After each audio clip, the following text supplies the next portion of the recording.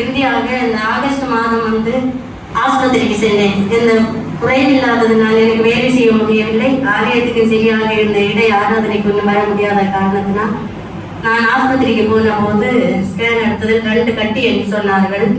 உடனே அட்மிட் பண்ண வேண்டும், ரத்தம் அடைக்கணும், ரத்தம் அடைத்து இதை ஆபரேஷன் பண்ணணும் என்று சொன்னார்கள். நான் கொஞ்ச நாள் கழித்து வரலாம் என்று சொல்லிவிட்டு நாங்கள் வீட்டுக்கு வந்தோம். திரும்பவும் எந்த குறைவும் இல்லை. செப்டம்பர் மாதம் என்றாலும் கடைசியில் ஒரு ஸ்கேன் எடுக்க போயிருந்தோம்.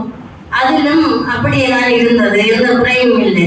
அப்போது உடனே அந்த மேடம் சொன்னாங்க, நீங்க இருங்க, ஆபரேஷன் பண்ணாலும் போக வேண்டாம் அப்படின்னு. அன்றைக்கு நான் தனிமையெல்லாம் போயிருந்தேன். அவர்கள் ஆளுக்கு நான் தான் சொன்னேன், எனக்கு ஆவியானவர் சொன்ன நீ தனிமை போ அப்படின்னு. அதனால அதை அவர்கிட்ட சொல்லி நீங்க விலகி போங்கன்னு நான் தான் சொன்னேன். அப்ப அவங்க கொஞ்சம் வரப்படுத்தினாங்க. நான் இப்படி ஆவியானவர் பேசிக்கொண்டே இருந்தாரு. நீ இப்படி ஜெபத்துல வைத்திருக்கிறத பற்றி சொல்லு அவங்கள்ட்ட, சொல்லிட்டு வீட்டுக்கு போ அப்படின்னு. அப்ப தைரியம் வந்தேன்னு சொன்னேன்.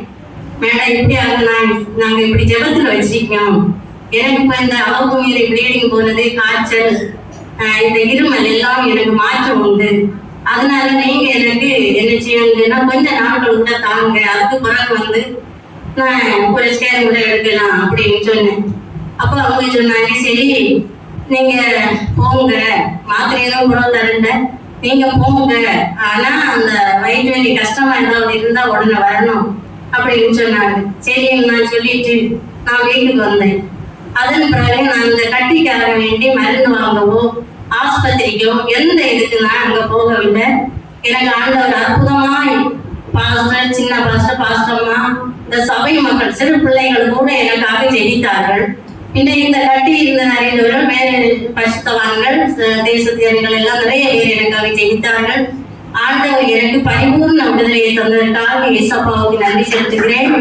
மற்றும் ஒரு சிறு பொருத்தனை என்று கணவர் என்று இந்த சபையில் செய்ய வேண்டும் என்று சொன்னதையும் ஆண்டவர் நிறைவுபடுத்தி இருக்கிறார். அதற்காகவும் இயேசப்பாய்க்கு நன்றி செலுத்தி ஜெயித்த அனைவருக்கும் ஒரு முறை கூட எனக்கு நன்றியை சொல்லி இயேசப்பாய்க்கு நன்றியை செலுத்தி சாட்சியை நிறைவு செய்கிறேன். நன்றி.